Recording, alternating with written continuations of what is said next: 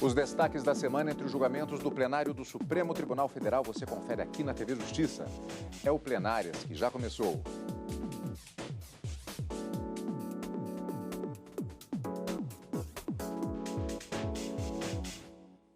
Hoje com os principais momentos das sessões dos dias 28 e 29 de novembro de 2018. Karina, acho que nós podemos resumir a semana com um diploma legal específico. O decreto do presidente Michel Temer para o indulto de Natal, que foi assinado ao final de 2017. Já temos 3 sessões e contando. Exatamente.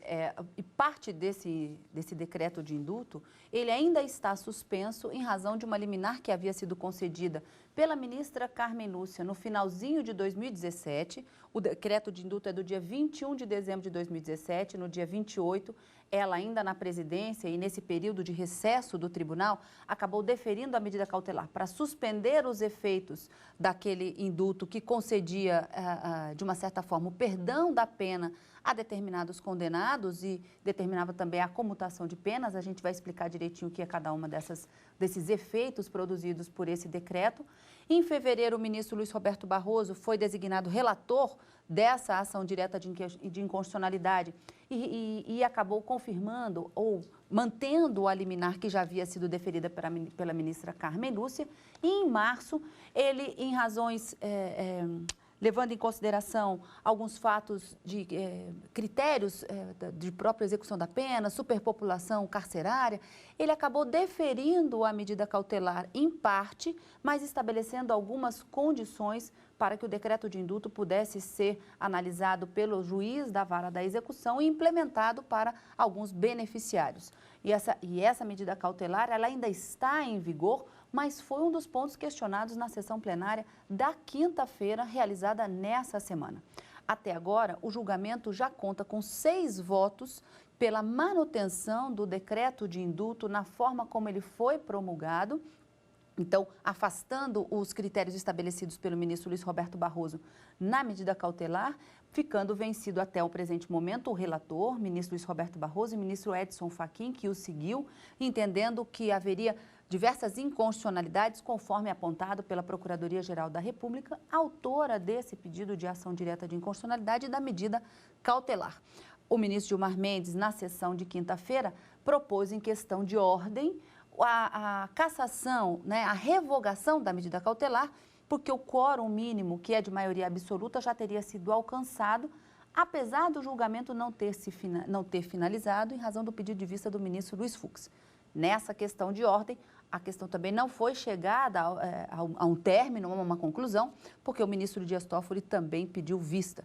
Então, essa semana nós temos um único tema no plenário do Supremo Tribunal Federal, tanto na quarta como na quinta, e nas 2 situações que estão sendo discutidas, seja no mérito da ADI ou com relação à manutenção ou não da medida cautelar, as 2 questões estão suspensas para uma análise em sessão posterior. Vamos ter que aguardar. Pois é, Karine. Enquanto isso, nós vamos fatiar o tema que foi grande destaque, foi o destaque desta semana no plenário do Supremo Tribunal Federal. Então, para que possamos começar desde o início, o plenário do Supremo está julgando, como vimos então, a constitucionalidade do decreto que prevê indulto natalino concedido pelo presidente Michel Temer no ano passado.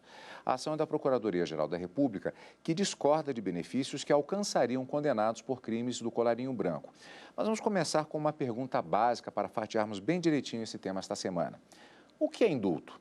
O indulto de Natal é um perdão da pena e concedido para brasileiros e estrangeiros que cometeram crimes sem grave ameaça ou violência. Ele é editado todo ano pelo presidente da República. Quem atender aos requisitos estabelecidos no decreto tem a pena extinta e pode deixar a prisão. Entre as mudanças estabelecidas no decreto editado por Michel Temer no ano passado está a redução da pena. Para conseguir o benefício, o condenado deve ter cumprido 1/5 da pena para os não reincidentes. Desde 1988, o mínimo exigido era o cumprimento de 1/3 do período.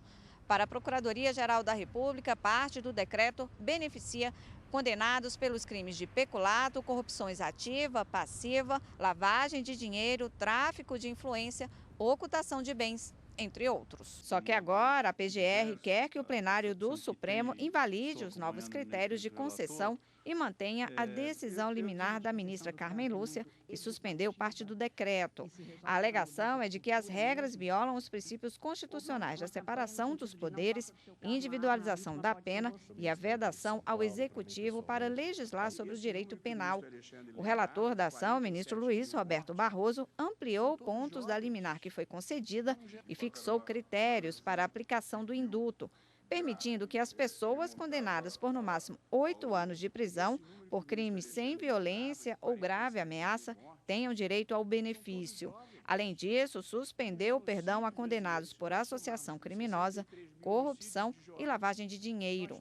Agora o plenário deve decidir de forma definitiva a validade das mudanças do indulto natalino.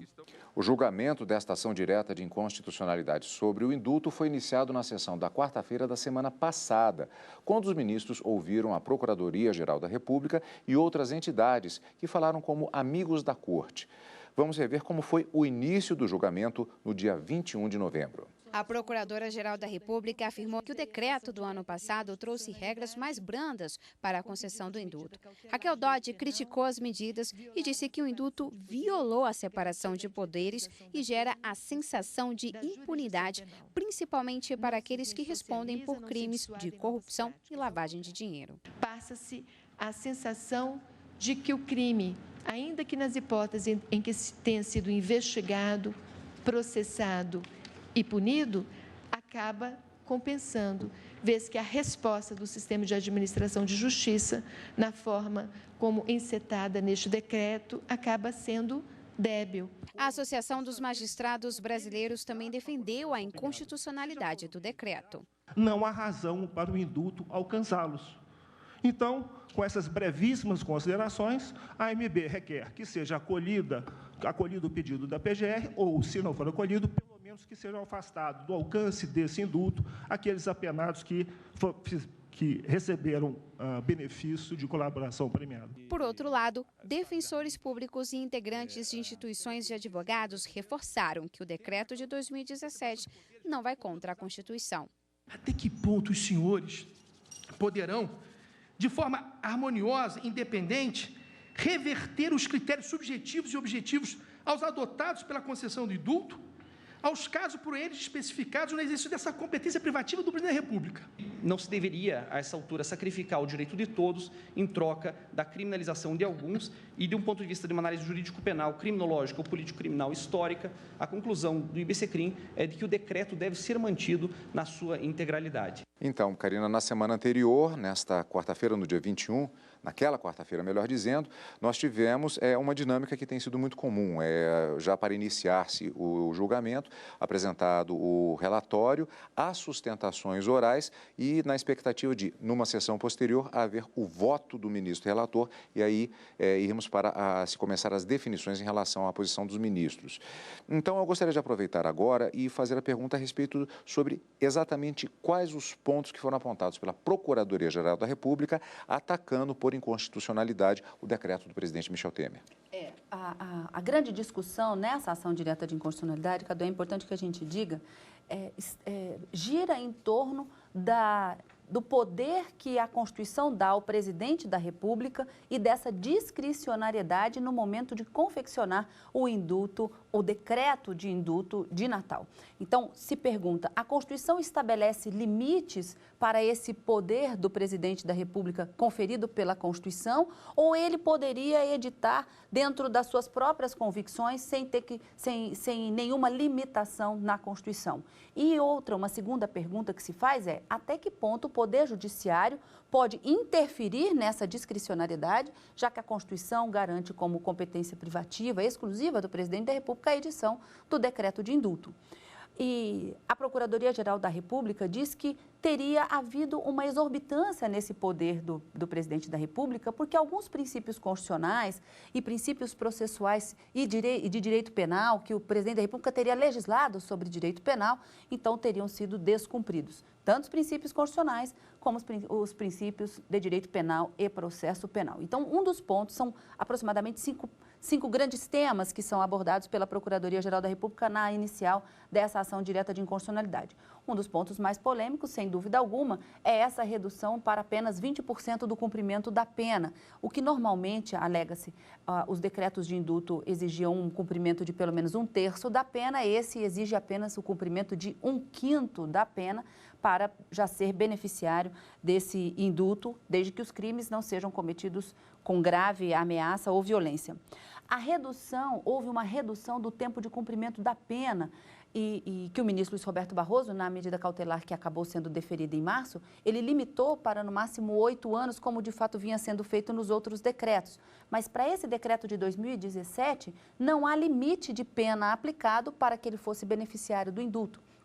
Então, um camarada que fosse condenado a 50 anos, ainda assim, se cumprisse aqueles requisitos, poderia também ser beneficiado por esse decreto de indulto. Então, não há uma limitação de pena para que pudesse ser beneficiado. A extinção da pena de multa também foi um dos pontos questionados e que a extinção da pena de multa e a flexibilização para a reparação do dano. Isso também seria uma norma inconstitucional, um abuso do poder executivo para legislar sobre esse assunto. Concessão do benefício quando ainda estiver pendente recurso, ou seja, sem que houvesse o trânsito em julgado da condenação criminal. Isso também seria uma violação apontada pela Procuradoria-Geral da República e ainda que esses benefícios seriam alcançados por aquelas pessoas, aqueles condenados, não apenas que estivessem cumprindo a pena no regime da privação da liberdade, mas também da restrição de direitos. Então, alcançaria também aqueles que condenados por penas restritivas de direitos. Esses são os principais pontos que foram abordados, então, pela Procuradoria e os grandes temas debatidos até agora no plenário, já temos pelo menos 8 votos se manifestando, alguns pela constitucionalidade, a maioria já formada, 6 ministros, e 2 pela inconstitucionalidade do decreto, vamos dizer assim, acompanhando, né, o mesmo entendimento da Procuradoria-Geral da República na inicial, julgando procedente essa ação direta de inconstitucionalidade. Apenas o ministro Luiz Roberto Barroso, relator, e o ministro Edson Fachin nessa posição que ainda está numa minoria. Mas como a gente sempre diz, não é, Cadu, esse julgamento ainda deve retornar, os ministros podem mudar os seus votos e esse resultado ainda pode trazer uma grande surpresa. Mas, por enquanto, nós já temos uma maioria de 6 formada pela constitucionalidade do decreto e pela sua manutenção. Karina, e essa votação aconteceu exatamente nesta semana. Como vimos agora há pouco na reportagem, o julgamento foi iniciado na quarta-feira da semana anterior, mas nesta semana, na quarta e na quinta-feira, aí sim nós tivemos já a apresentação dos votos. E é o que nós vamos ver daqui a pouquinho, logo depois do intervalo, no Plenárias.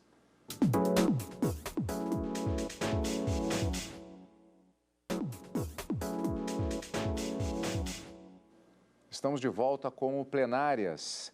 Como vimos, na semana passada foi iniciado o julgamento da constitucionalidade, por meio de uma ação direta de inconstitucionalidade, do decreto do presidente Michel Temer sobre o indulto de Natal. Nesta semana, o plenário do Supremo Tribunal Federal retomou, na sessão desta última quarta-feira, exatamente o julgamento sobre esse decreto de indulto de Natal de 2017. O texto é questionado pela Procuradoria-Geral da República, que alega que, entre outras coisas, que o perdão iria beneficiar condenados por corrupção e lavagem de dinheiro. Na apresentação dos primeiros votos, 2 linhas de pensamento divergentes sobre o tema. Foram 2 votos divergentes na ação que questiona a validade do decreto de indulto de Natal de 2017. O indulto é um tipo de perdão de pena e geralmente todos os anos próximo ao Natal, um decreto é assinado pela Presidência da República. O último foi questionado pela Procuradoria-Geral da República no STF. Segundo o decreto, tem direito ao indulto os condenados que cumpriram 1/5 da pena, ou seja, 20% em caso de crimes sem violência ou grave ameaça. O documento também não estabeleceu limite máximo de pena para que o benefício possa ser concedido.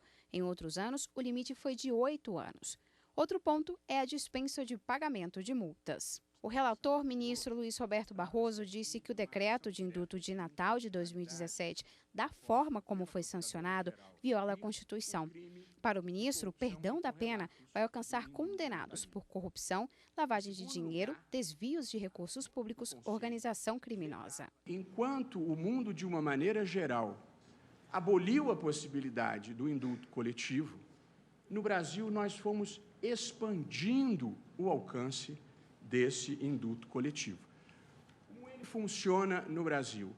Há um Conselho Nacional de Política Criminal e Penitenciária, que é um órgão ligado ao Ministério da Justiça. Este conselho tem 3 componentes, 3 integrantes, conselheiros indicados pelo Ministério da Justiça, entre professores e profissionais da área do direito penal, processual penal, penitenciário e ciências correlatas, bem como representantes da comunidade e dos ministérios da área social. Como funciona o sistema de indulto no Brasil? O Conselho de Política Criminal e Penitenciária elabora a minuta do decreto de indulto e encaminha esta minuta para o Ministério da Justiça, que a submete aos órgãos técnicos e à sua consultoria jurídica, que subsequentemente encaminha para o presidente, que é a autoridade competente para editar o decreto. Pois bem, na minuta encaminhada pelo Conselho Nacional de Política Criminal e Penitenciária, devidamente chancelada pela consultoria jurídica do Ministério da Justiça, algumas disposições merecem destaque.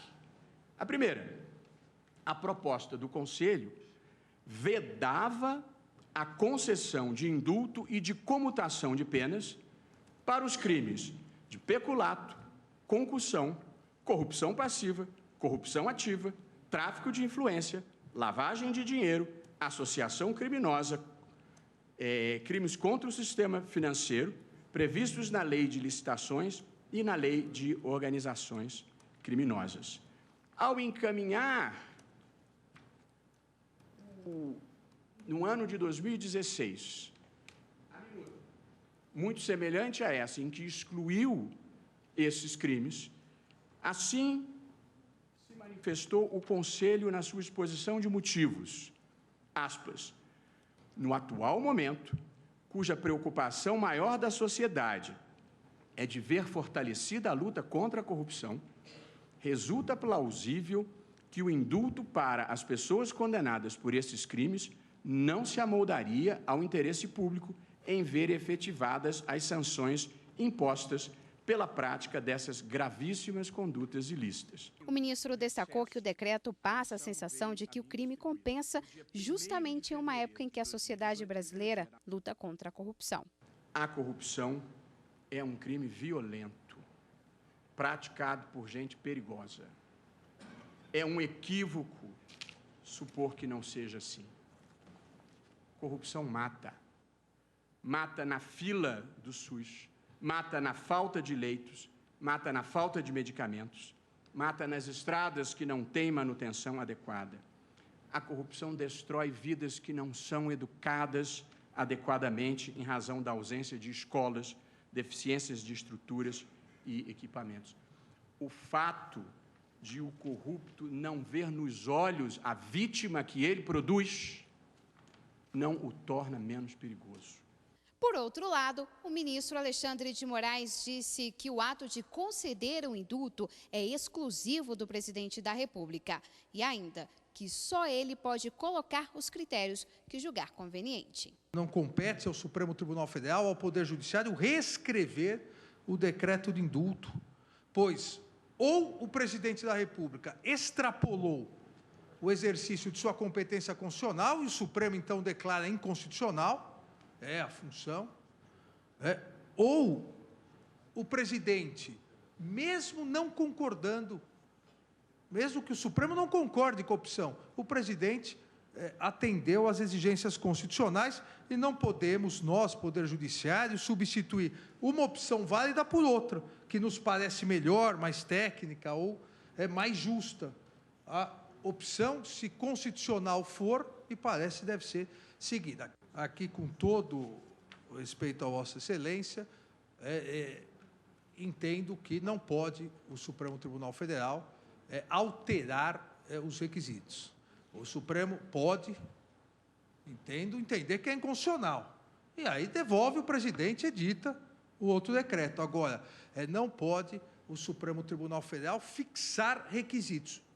Também o Poder Judiciário, ou também ao Poder Judiciário, se impõe o império da Constituição Federal. Se nós, presidente, no presente caso, se nós fixarmos os requisitos para esse decreto, nós estaremos fixando requisitos para todos os decretos subsequentes.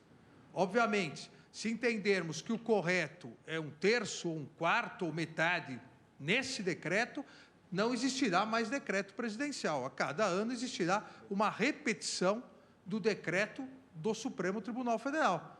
Porque se entendermos que desviando desses requisitos fixados pelo Supremo, qualquer desvio é inconstitucional, obviamente estaremos aqui legislando de forma permanente, não permitindo a possibilidade de diferentes presidentes com visões diversas sobre a criminalidade poderem editar, dentro dos parâmetros constitucionais, o seu decreto. Já a sessão da quinta-feira, dia 29 de novembro, foi inteiramente dedicada a mais uma etapa do julgamento da ação direta de inconstitucionalidade sobre o indulto, com a apresentação dos votos dos demais ministros do Supremo Tribunal Federal.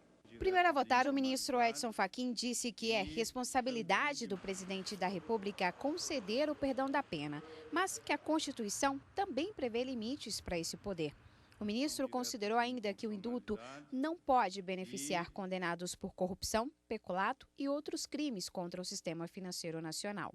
Emerge, pelo menos em primazia, o caráter humanitário do indulto, cujo poder é inegável, constitucionalmente atribuído ao presidente da República. E, portanto, o indulto se destina a corrigir iniquidades de um sistema penal e, obviamente, não agravá-las.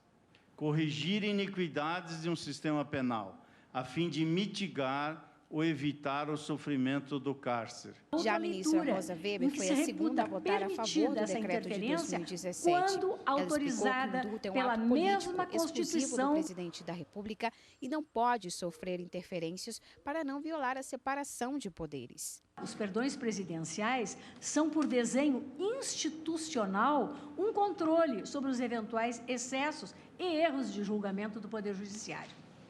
Da análise da doutrina constitucional e da jurisprudência, inclusive no direito comparado, emerge que o poder de perdão presidencial é um componente importante das prerrogativas do Executivo. Para o ministro Ricardo Lewandowski, o Judiciário também não pode interferir no decreto. Ele lembrou considerações das defensorias públicas de que esse perdão beneficia condenados por crimes de menor gravidade e não ligados a crimes de corrupção. O indulto foi concedido de acordo com critérios objetivos e impessoais e se encontra redigido com proposições normativas gerais e abstratas, caracterizadas pela universalidade de seus comandos e expressões, de maneira que não se pode considerar, como pretende a requerente, que o objetivo do indulto foi o de beneficiar determinada classe de condenados. Os ministros Marco Aurélio e Gilmar Mendes também não consideraram o indulto inconstitucional. Eles citaram que todos são contra a corrupção e que o objetivo é analisar o ato do presidente, que, segundo eles, não fugiu do previsto na Constituição.